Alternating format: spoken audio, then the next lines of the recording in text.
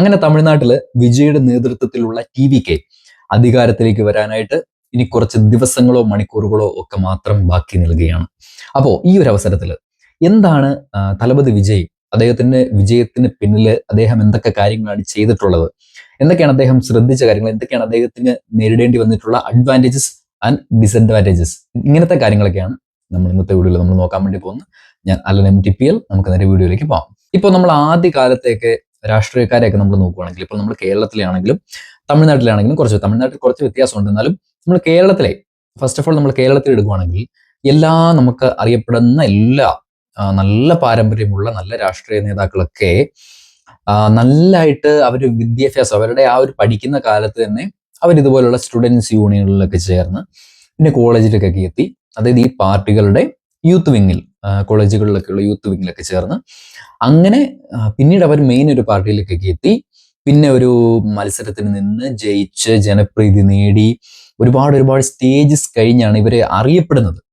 പിന്നീടാണ് നമ്മൾ പറയുന്നത് ഒരു നേതാവിന് ഒരു മണ്ഡലം ഉണ്ടെങ്കിൽ അത് അദ്ദേഹത്തിൻ്റെയാണ് എന്ന് നമ്മൾ പറയുന്ന ലെവലിലേക്ക് ഒരാൾ എത്തുന്നുണ്ടെങ്കിൽ അതിന്റെ പിന്നിൽ അവരിടുന്ന എഫേർട്ട് എന്ന് പറഞ്ഞാൽ വർഷങ്ങളായിരിക്കും, 10-30 വർഷങ്ങളായിരിക്കും അതിനുവേണ്ടി. ആ ഒരു സ്റ്റേബിൾ സ്റ്റേജിന് വേണ്ടി അവർ കൊടുക്കുന്ന ആ ഒരു ടൈം എന്ന് പറഞ്ഞാൽ ഈ ഇത്രയും വർഷങ്ങളാണ്. പക്ഷെ നമ്മൾ തമിഴ്നാട്ടിലെ ഒരു രാഷ്ട്രീയം നമ്മൾ എടുക്കുകയാണെങ്കിൽ, നമ്മൾ കുറച്ചു കാലം മുന്നിലേക്ക് നമ്മൾ പോവുകയാണെങ്കിൽ MGR, ജയലളിത, ഇതുപോലുള്ള ആളുകളെയൊക്കെ നമുക്കറിയാൻ വേണ്ടി പറ്റും. ഇവരൊക്കെ ഒരിക്കലും നമുക്ക് ഹിസ്റ്ററിയിൽ മായ്ച്ചു കളയാൻ പറ്റാത്ത ഒരു ചരിത്ര പുരുഷന്മാരൊക്കെയാണ് കേട്ടോ ഇവര്. അവരൊരിക്കലും നമുക്ക് തള്ളി കളയാൻ പറ്റില്ല, അങ്ങനെ നമുക്ക് ഒരിക്കലും മുന്നോട്ട് പോകാനും പറ്റില്ല. അപ്പോൾ ഈ ഒരു ഹിസ്റ്ററി നമ്മൾ എടുക്കുകയാണെങ്കിൽ ഇവരെല്ലാം അറിയപ്പെട്ടിരുന്ന ആളുകളാണ്. അതായത് ആദ്യമേ ഒരു എന്റർടൈൻമെന്റ് മീഡിയ, ഏറ്റവും അന്നത്തെ കാലത്തൊക്കെ ഏറ്റവും അധികം എന്റർടൈൻമെന്റ് ഒരു മീഡിയ എന്ന് പറഞ്ഞു കഴിഞ്ഞാൽ സിനിമയായിരുന്നു. ഇന്നത്തെ കാലത്താണെങ്കിൽ നമുക്ക് സോഷ്യൽ മീഡിയ ഉണ്ട്, അങ്ങനെ ഒരുപാട് മാർഗങ്ങളുണ്ട്. പക്ഷെ അന്നത്തെ കാലത്ത് ഈ ഒരു സിനിമ എന്ന് പറഞ്ഞൊരു ഒറ്റ മാർഗത്തിനുള്ളിലൂടെ ഇവരെന്ത് ചെയ്തു, ആളുകളിലേക്ക് അറിയപ്പെട്ട് കഴിഞ്ഞപ്പോഴത്തേനും ആ ഒരു ജനപ്രീതി, അതായത് നമ്മൾ ഈ പറയുന്ന സാധാരണ രാഷ്ട്രീയക്കാരെ എങ്ങനെയാണോ ജനപ്രീതി ഉണ്ടാക്കിയെടുക്കാൻ അവർക്ക് ഒരു വലിയ ടൈം ഉണ്ടെന്ന് ഞാൻ പറഞ്ഞല്ലോ. പക്ഷെ ആ ഒരു ടൈമിനെ ഒരൊറ്റ മൂവി കൊണ്ടോ 2-3 പടം കൊണ്ടോ ഒക്കെ ഇവർക്ക് നേടിയെടുക്കാൻ വേണ്ടി പറ്റും.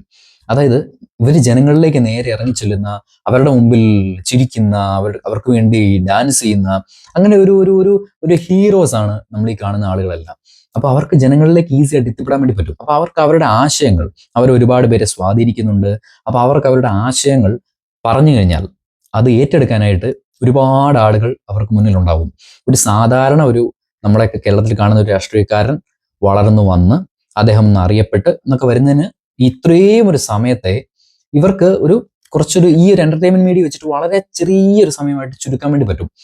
അത് തന്നെയാണ് യഥാർത്ഥത്തിൽ ഇവിടെ വിജയുടെ കാര്യത്തിൽ നമുക്ക് സംഭവിച്ചിരിക്കുന്നത്. എന്താണെന്ന് ചോദിച്ചു കഴിഞ്ഞാൽ, ഇപ്പോൾ തലപതി വിജയെ പറ്റി നമ്മൾ പറയുകയാണെങ്കിൽ, ഇദ്ദേഹത്തിനെ പോലെ ഒരു പോപ്പുലറായിട്ട് ഇപ്പോൾ തമിഴകത്ത് ജീവിച്ചിരിക്കുന്നതിൽ ഇദ്ദേഹത്തിനെ പോലെ പോപ്പുലറായിട്ട്, ഇപ്പൊ ഞാൻ പറയുന്നത് രജനീകാന്ത് പോപ്പുലർ അല്ലെന്നോ കമലഹാസൻ പോപ്പുലർ അല്ലെന്നോ അങ്ങനെയൊന്നുമല്ല, അവരെല്ലാം ഭയങ്കര പോപ്പുലർ ആയിട്ടുള്ള ആളുകളാണ്.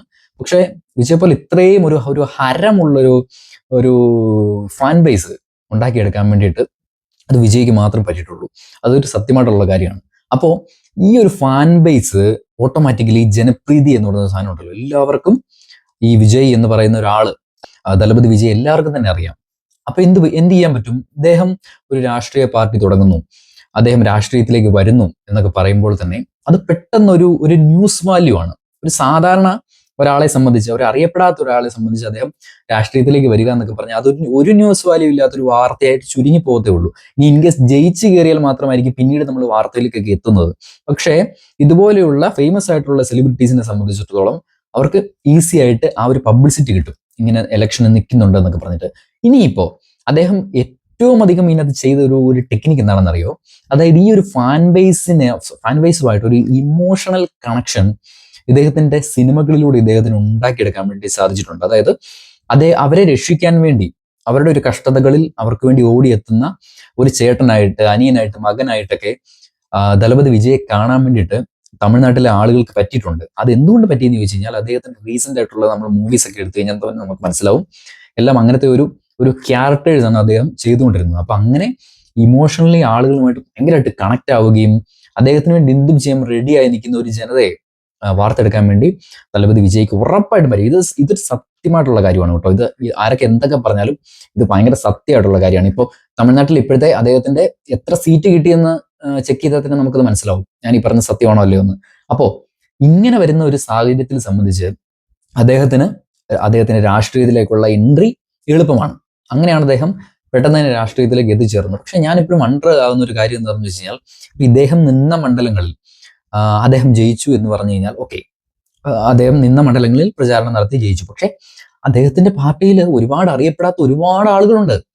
അപ്പൊ അവരെല്ലാം ജയിച്ചു കയറി എന്ന് പറയുമ്പോഴത്തേനും അവരുടെ എല്ലാം പ്രചാരണത്തിനൊക്കെ ഇവർ ഈ ദളപതി വിജയ് പോവുകയും അതുപോലുള്ള കാര്യങ്ങൾ ചെയ്യുകയും ചെയ്തു എന്ന് പറയുന്നത് ഒരു ഒരു ഒരു വണ്ടർ ആവുന്ന ഒരു സംഭവം തന്നെയാണ്. ഇതൊരു വല്ലാത്തൊരു ജയമാണ്, ഇതൊരു ഒരു അട്ടിമറി ജയമാണ്. അതായത് തമിഴ്നാട്ടിലെ പ്രധാനപ്പെട്ട 2 കക്ഷികളെയാണ് അടിച്ചിട്ടിട്ട് വിജയ് മുന്നിലേക്ക് പോയിരിക്കുന്നത്, ഒരു ബഹുദൂരം മുന്നിലേക്ക് പോയിരിക്കുന്നത്. അപ്പോൾ ഈ ഒരു വിജയത്തിനെ പറ്റി നിങ്ങൾക്ക് എന്തൊക്കെയാണ് തോന്നുന്നത്? എന്തൊക്കെയാണ് അദ്ദേഹത്തിന്റെ വിജയത്തിനെ പറ്റി നിങ്ങൾക്ക് തോന്നുന്നതെന്നും എങ്ങനെയാണ് അദ്ദേഹത്തിന്റെ ഭരണം മുന്നോട്ട് പോകാൻ സാധ്യതയെന്നും ഒന്ന് കമന്റ് ചെയ്യുക കേട്ടോ. ഈ പറഞ്ഞ ഘടകങ്ങളൊക്കെ അദ്ദേഹത്തിനെ ഈ ഒരു പൊസിഷനിൽ എത്തിച്ചിട്ടുണ്ട് എന്ന് പറഞ്ഞാലും ഇനി നമുക്ക് കാണേണ്ടത് ഇനി മുന്നോട്ടുള്ള അദ്ദേഹത്തിന്റെ തുടർ പ്രവർത്തനങ്ങളിൽ അദ്ദേഹം ജയിച്ച ഒരു പർപ്പസ് ഉണ്ടായിരിക്കുമല്ലോ അദ്ദേഹത്തിന്. അപ്പൊ ആ ഒരു റോളിൽ അദ്ദേഹം മുന്നോട്ട് പോകുമ്പോഴത്തേനും അദ്ദേഹത്തിന് എന്തൊക്കെ കാര്യങ്ങൾ ഇനി ചെയ്യാൻ വേണ്ടി പറ്റും, എന്തൊക്കെയാണ് അദ്ദേഹം തമിഴ്നാട്ടിൽ വരുത്തുന്ന മാറ്റങ്ങൾ, അദ്ദേഹത്തിന്റെ വാഗ്ദാനങ്ങളിൽ എത്രയൊക്കെ കാര്യങ്ങൾ അദ്ദേഹത്തിന് നിറവേറ്റാൻ പറ്റും എന്നുള്ള കാര്യങ്ങളൊക്കെയാണ് അദ്ദേഹത്തിന്റെ ഫ്യൂച്ചർ ഒരു പൊളിറ്റീഷ്യൻ എന്നുള്ള രീതിയിൽ അദ്ദേഹത്തിനെ ബാധിക്കാനായിട്ട് പോകുന്നത് കേട്ടോ. നമുക്കപ്പം മറ്റൊരു വീഡിയോയിലായിട്ട് കാണാം.